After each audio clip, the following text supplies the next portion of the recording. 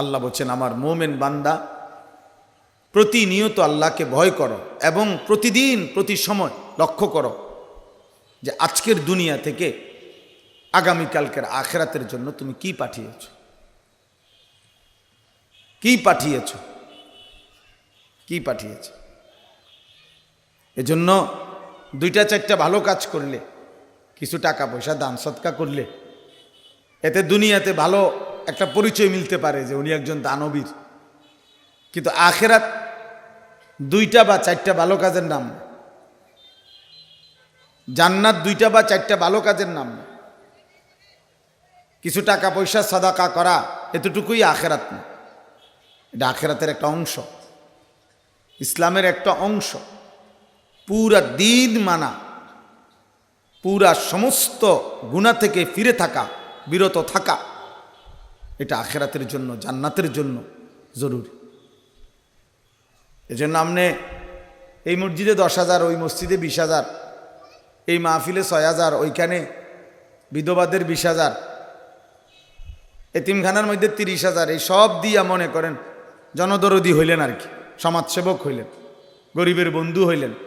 কিন্তু জান্নাতের জন্য এই মোট 90,000 টাকা যথেষ্ট না।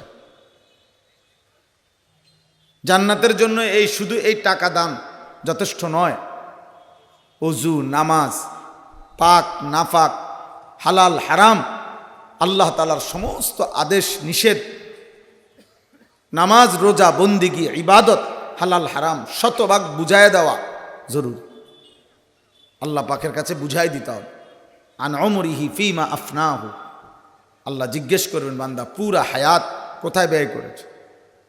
ওয়া আন শাবাবিহি ফিমা আবলাহু, যৌবন কোথায় ব্যয় করেছে। এবং ওয়া আন মালিহি মিন আইনা ইকতাসাবাহু ওয়া ফিমা আনফাকাহু, প্রতিটা টাকা আল্লাহর কাছে হিসাব দিতে হবে।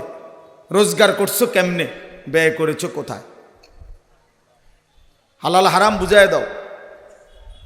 ওয়া মাদা আমিলা ফিমা আলিমা, যখন যা কোরআন সুন্নাহর ইলম, কোরআন সুন্নাহর বিধান, শরীয়তের কথা যখন যা শুনেছ শিখেছ, তো তা অনুযায়ী কি পরিমাণ আমল করেছ বলো।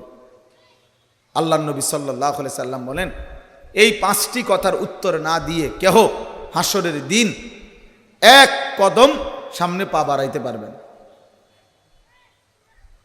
অতএব প্রিয় বাবা ভাই, কিশোর নওজোয়ান, কেউ গুনাহ এবং পাপ, হারাম এবং অশ্লীলতা, অসভ্যতা, চরিত্রহীনতা, অবৈধ উপার্জন, আল্লাহর নাফরমানি করে কেউ নিজেকে চালাক ভাববেন না। বরং আপনি হলেন এই পৃথিবীর সবচেয়ে বড় আহাম্মক, যে নিজের আগুন নিজে জ্বালাচ্ছে, যে নিজের আগুন নিজে জ্বালাই দিতেছে, যে নিজের পায়ে নিজেই কুড়াল মারতেছে। ওয়ালা তুলকু বিআইদিকুম ইলা তাহলুকা, আল্লাহ তাআলা বলছে, বান্দা নিজেকে নিজে ধ্বংসের দিকে ঠেলে দিও না, ধ্বংসের দিকে ঠেলে দিও না। অতএব নারী, ছবি, অশ্লীলতা, বেহায়াপনা, সুদ, ঘুষ, কিস্তি, ওজনে কম দেওয়া, হারাম ব্যবসা, চুরি, ডাকাতি, ছিনতাই, রাষ্ট্র হোক জনগণের হোক, সম্পদ চুরি, অবৈধ উপার্জন, আর রাত ভর দিনভর কিশোর যুবক তোমাদের সেজদাবিহীন, নামাজবিহীন মাতলামি, মোবাইলের আসক্তি এক জীবন, শেষ পর্যন্ত তোমাকে লাঞ্ছিত আর অপদস্থই করে ছাড়ে। এই পৃথিবীতে কোনো পাপীকে কেউ মানুষ হিসাবে স্মরণ করে না, ওই পাপের নামে স্মরণ করে। কোন সুদখুরকে মানুষ আর সুদখুর কয়, মানুষ কয় না, সুদখুর কয়। ওই পাপের নামেই সে চিহ্নিত হয় যে তে একটা সুদখোর, তে একটা ঘুষখোর, তে একটা নেশাখোর, মদখোর, গাঁজাখোর, ফুট্টাখোর, বাবাখোর, ডাইলখোর, ইয়াবাখোর, এটা অসৎ, ব্যভিচারী, লম্পট, চরিত্রহীন, জুয়ারি, নারী লোভী, জেনাকার, ব্যভিচারী।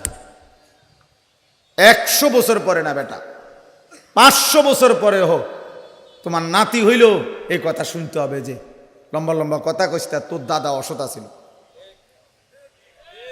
তোর দাদা সুদ করা ছিল। সে সময় কইতে পারছি না তোর দাদার সামনে, অন্তরে গেলাম। অতএব চরিত্রহীন কোনোদিন পৃথিবীতে ইজ্জত পায় না, হারামখোর কোনোদিন পৃথিবীতে সম্মান পায় না, কোনোদিনও না। আখেরাতে তো পাবেই না, দুনিয়াতেও না, দুনিয়াতেও না। অতএব আমরা প্রত্যেকেই আল্লাহর দিকে ফেরা, আখেরাতের দিকে ফেরা উচিত, কোরআনের দিকে ফেরা উচিত। দিবানিশি আমি যদি জীবনে সংগ্রহ করি শুধুই দুনিয়া, তা আমি মোমেন হলাম কিভাবে, মুসলমান হইলাম কিভাবে? আল্লাহ আমাদেরকে বুঝার তৌফিক দান করেন। দেখেন কোরআনুল কারীমের এই আয়াতটি সংক্ষিপ্তভাবে এটার কথা বলি।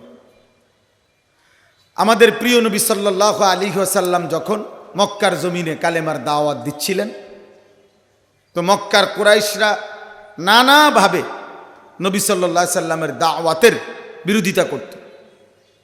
নবীজি এবং সাহাবাদের উপরে শারীরিকভাবে নির্যাতন করত, মৌখিকভাবে গালিগালাজ করত। নবীজি যাকেই দাওয়াত দিতেন তাকে তারা আবার একাকী গিয়া নবীর কথা যেন না শুনে এর থেকে বুঝাইতো। মানে বিরোধিতার যত আইটেমই ছিল, ষড়যন্ত্রের, জুলুমের, নির্যাতনের, সব তারা প্রয়োগ করছে।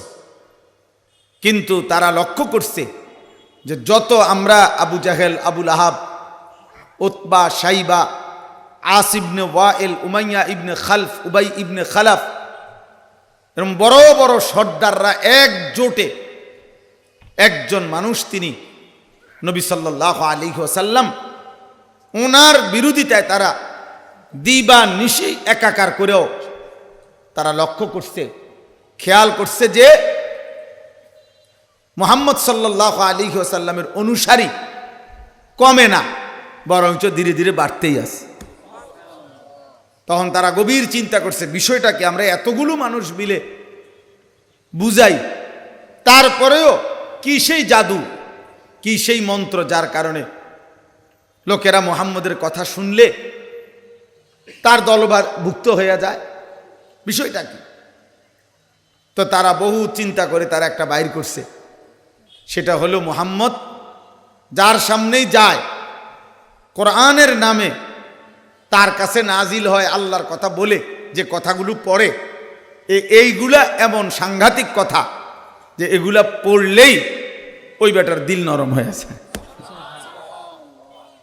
দিল নরম হয়ে যায়। তখন সে কাইতে হয়ে যায় মুহাম্মদের পাশে। কয়েকজন না আমাদের হাজার লক্ষ কথার মোকাবেলায় মুহাম্মদের কোরআন যখন সে পড়ে, তো এইটা কলিজার মধ্যে গিয়া বিধে, তখন এই মানুষটা তার অনুসারী হয়ে যায়। তাহলে বোঝা গেল তারা এইটা বাইর করছে যে এই কোরআনই সেই আওয়াজ, সেই সুর, সেই শব্দ বাক্য যা মুহাম্মদ সাল্লাল্লাহু আলাইহি সাল্লাম মুহাম্মদ বললে লোকেরা তার অনুসারী হয়ে পড়ে এবং মনোযোগ দিয়ে শুনে দিল নরম হয়ে যায়, চোখ ভিজে যায়। তখন তারা চিন্তা করছে, এখন এর বিপরীতে আমাদের কাছে তো কিছু নাই, আমরা তো আমগো কথা না বুঝাইতে না পারি, কিন্তু এটা পড়লে তো আর টিকতারি না আমরা, লোকেরা তার অনুসারী হয়ে যায়। তো এই কথাবার্তা তো বলতেছে বলতেছে, এই সময়ে মক্কার কুরাইশদের একজন সর্দার নজর ইবনে হারেস, সেও কাফের সর্দার, সে ইতিমধ্যে ব্যবসার উদ্দেশ্যে একবার ইরানে গেছে, পারস্য ইরান দেশে ব্যবসা করার জন্য। তো সেখানে গিয়া দেখছে ব্যবসার সময়, সে কিছুদিন ছিল ওইখানে, ধরেন 15 দিন, 20 দিন, 1 মাস।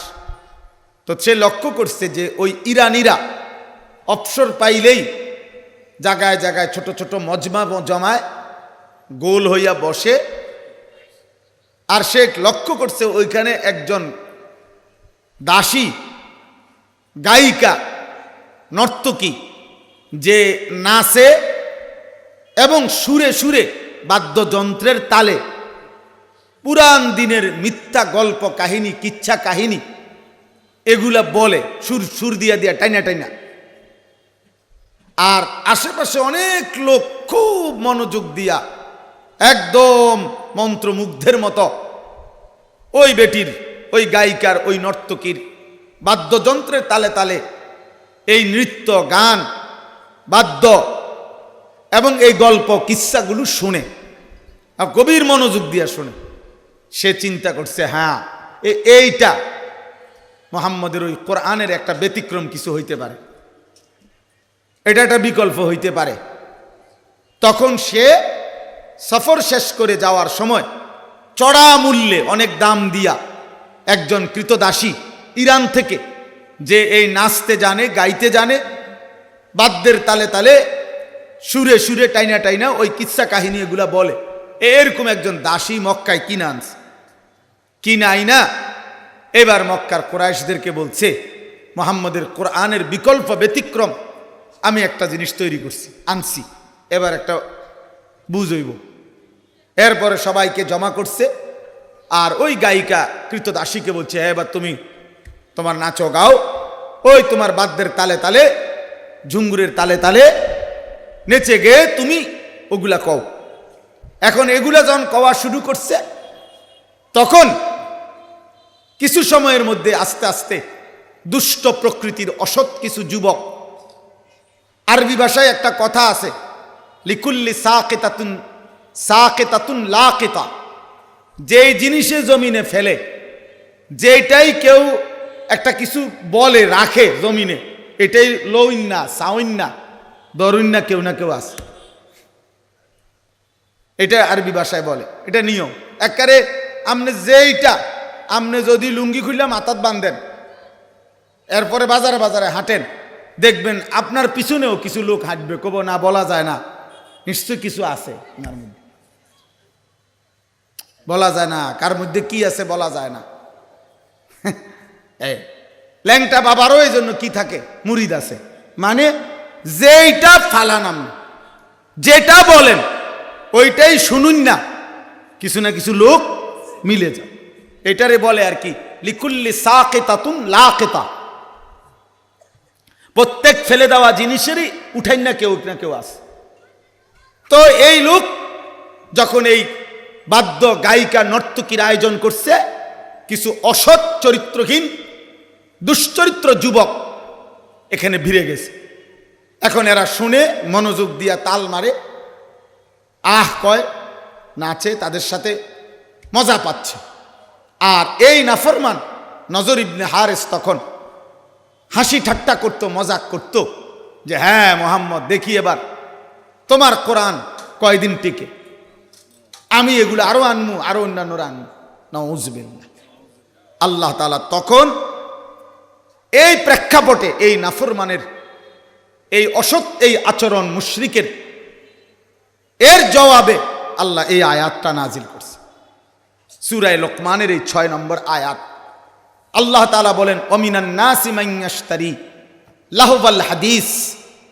আল্লাহ তাআলা বলেন, বন্ধু, কিছু পাপী লোক এমন আছে যারা প্রতিনিয়ত লাহওয়াল হাদিস, অসার, অবান্তর, অপ্রয়োজনীয় গুনাহ মিশ্রিত কথাবার্তা সংগ্রহ করে, ক্রয় করে, মানে গ্রহণ করে।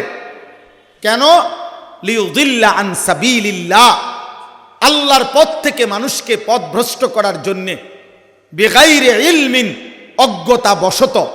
অর্থাৎ সে যদিও নিজেকে ভাবে মহাজ্ঞানী, কিন্তু আসলে সে মূর্খ, আসলে সে অজ্ঞ। আর ওয়াত্তাখিজাহা হুজুয়া, আমার দিন, আমার শরীয়ত, আপনার দাওয়াত, আপনার মেহনত, আপনার কালেমা, আপনার কোরআন, এটাকে উপহাস করে, তুচ্ছতাচ্ছিল্য করে।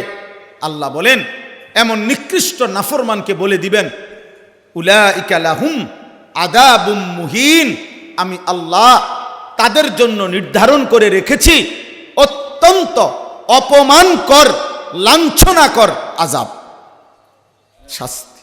শুধু শাস্তি না, আমি প্রথমত তাদেরকে বেইজ্জতি, মুহিন মানে ইহানত, অপমান, একে তো বেইজ্জতিও করব, দ্বিতীয়ত আযাবও দেব। শুধু শাস্তি না, অপমান করে শাস্তি, লজ্জাজনক লাঞ্ছনাকর অপমান করে আযাব দেব। প্রিয় ভাই, সংক্ষিপ্ততার কারণে আমি কথা কমায়ে ফেললাম।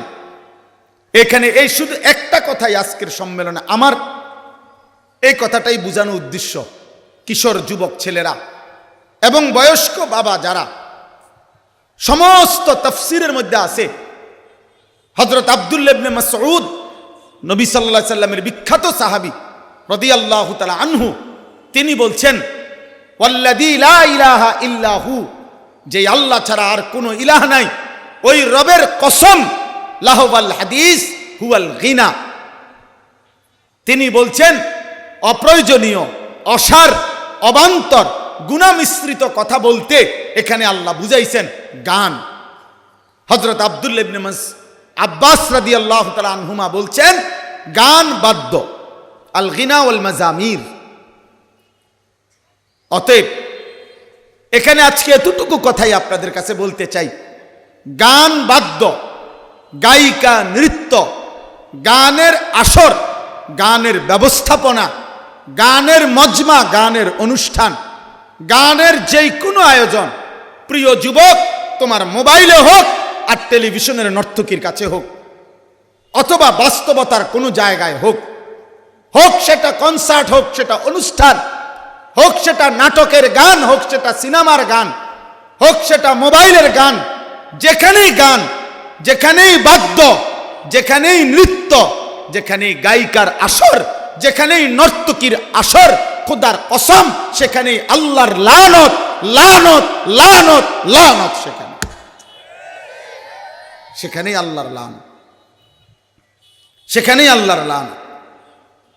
অতএব সবার কাছে এটা বললাম, আল্লাহর নবী সাল্লাল্লাহু আলাইহি সাল্লাম বলছেন লা ইয়াকুনু ফি উম্মতি, আমার উম্মতের শেষ জামানায় তিনটা বড় আযাব হবে।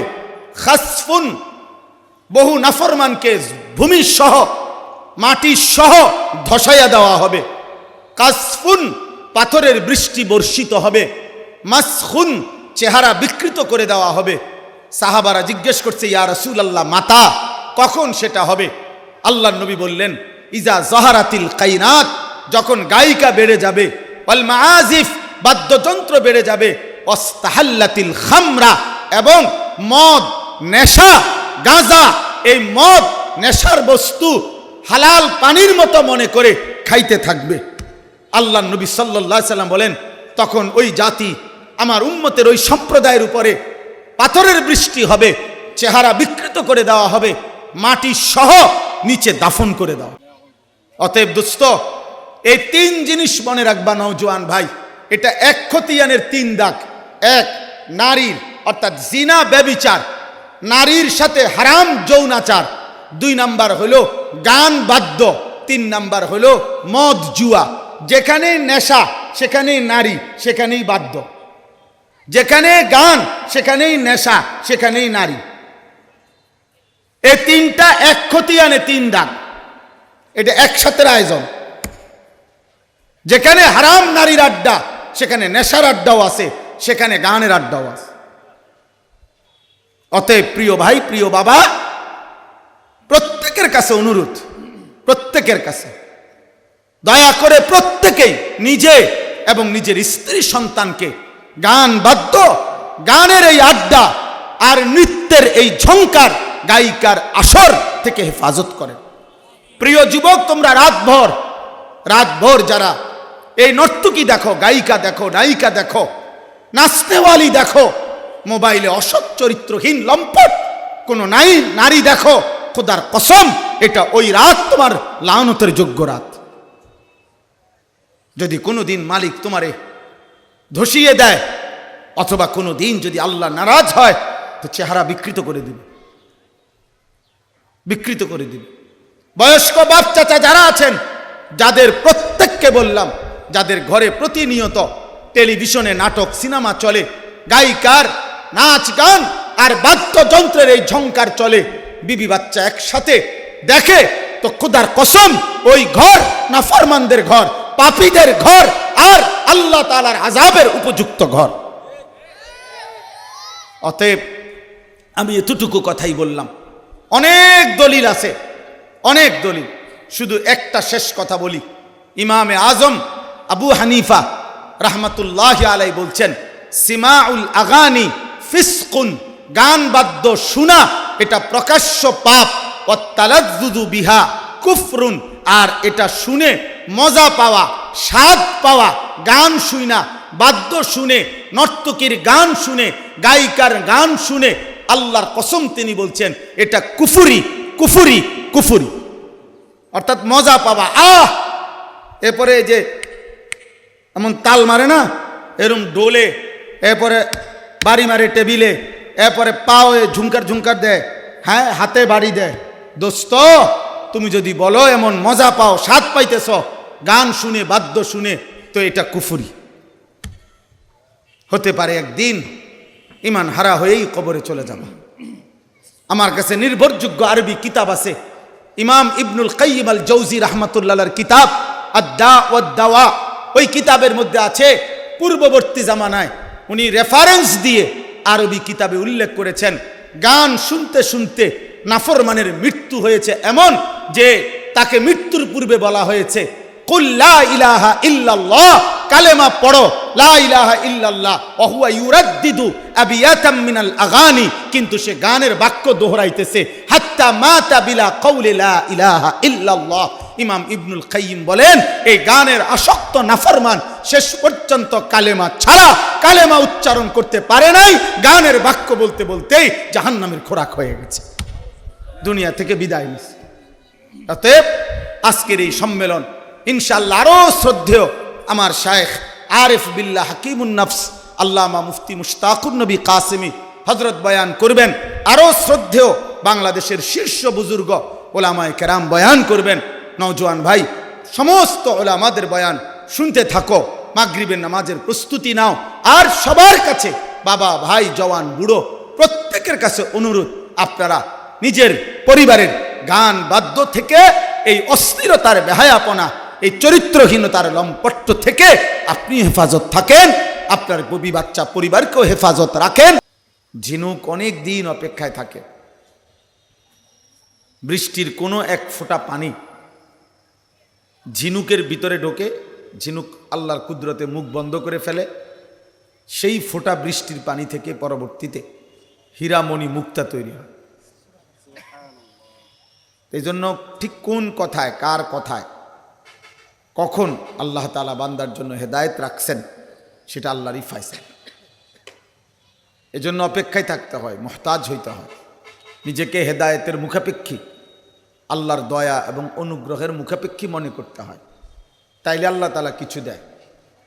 গাফেল, অমনোযোগী, অবহেলা, খামখেয়ালি এমন মানুষ, তার দুনিয়া হয়তো মিলে যায় কিন্তু আখিরাত মিলে না, পরকাল মিলে না। দুনিয়া এবং আখিরাত বরাবর না,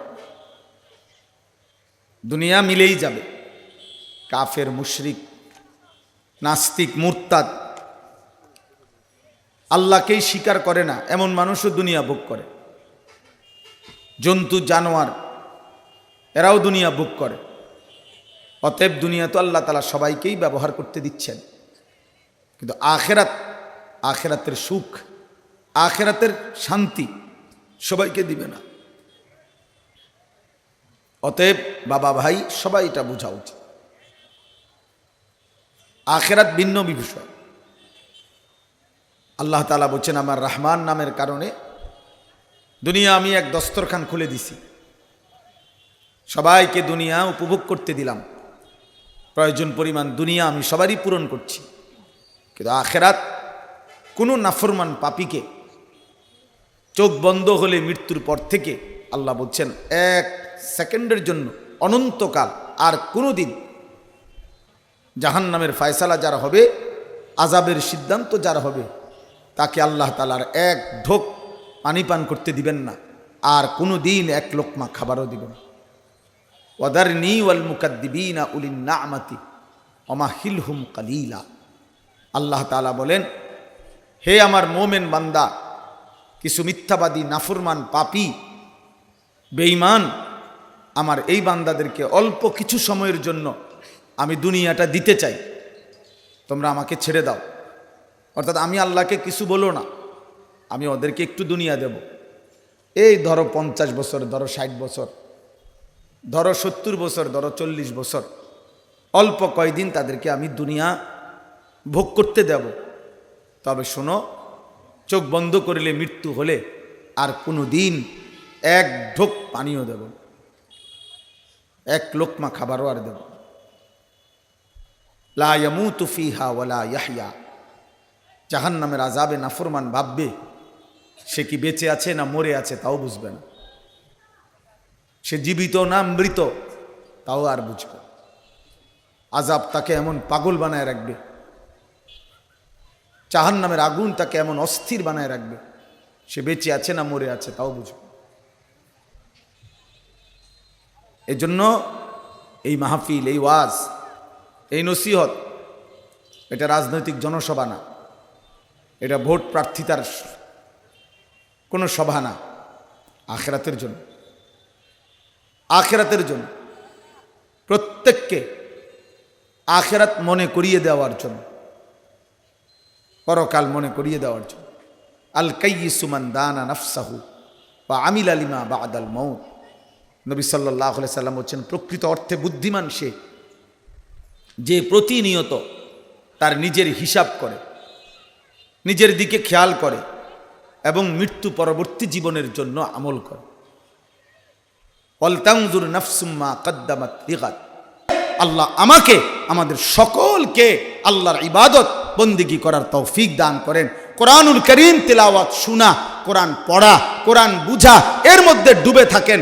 মন না চাইলে কোরআন শুনেন, আবার শুনেন, আবার শুনেন, আবার শুনেন। একদিন ইনশাআল্লাহ কোরআন আপনার হৃদয়ে আলো জ্বালিয়ে দিবে, তখন আপনার জীবন কোরআন শুনতেই মন চাইবে। এই একদিন এইভাবেই ইন্তেকাল হয়ে যাবে। আল্লাহ আমাদেরকে তৌফিক দেন, কবুল করেন। আজকের এই 1 নং কালীরবাজার ইউনিয়ন কুমিল্লা জেলা কওমি মাদ্রাসা সংগঠনের এই মহৎ উদ্যোগকে, ফিকিরকে, ওনাদের অন্যান্য দ্বীনি কার্যক্রমকে আল্লাহ কবুল করেন, আমিন। শনিবার দিন 15ই নভেম্বর খতমে নবুয়তের মহাসম্মেলন, জাতীয় সম্মেলন ঢাকা সোহরাওয়ার্দী উদ্যানে এদেশের লক্ষ লক্ষ উলামায়ে কেরাম, এদেশের সর্বজন শ্রদ্ধেয় উলামায়ে কেরাম, বুজুর্গ উলামায়ে কেরাম ঈমানের দাবিতে, রাসূলুল্লাহ সাল্লাল্লাহু আলাইহি সাল্লামের ইজ্জত আর সম্মানের দাবিতে ভণ্ড, বেঈমান, মুশরিক, কাদিয়ানী সম্প্রদায়কে অমুসলিম ঘোষণার ন্যায্য দাবিতে ঢাকার সোহরাওয়ার্দী উদ্যানে আগামী শনিবার 15ই নভেম্বর খতমে নবুয়তের মহাসম্মেলন। সারা বাংলাদেশ থেকে লক্ষ লক্ষ উলামা এবং দিনদার ইসলাম প্রিয় মানুষ ইনশাআল্লাহ সোহরাওয়ার্দী উদ্যানে যাবে। আপনারাও আপনাদের অঞ্চলের উলামায়ে কেরাম, আইম্মায়ে কেরামের সাথে মশওয়ারা করে আগামী শনিবার 15ই নভেম্বরের সোহরাওয়ার্দী উদ্যানে খতমে নবুয়ত সম্মেলনে অংশগ্রহণের চেষ্টা করবেন। আল্লাহ তৌফিক দান করেন, কবুল করেন, আমিন। সুবহানাল্লাহি ওয়া বিহামদিহি।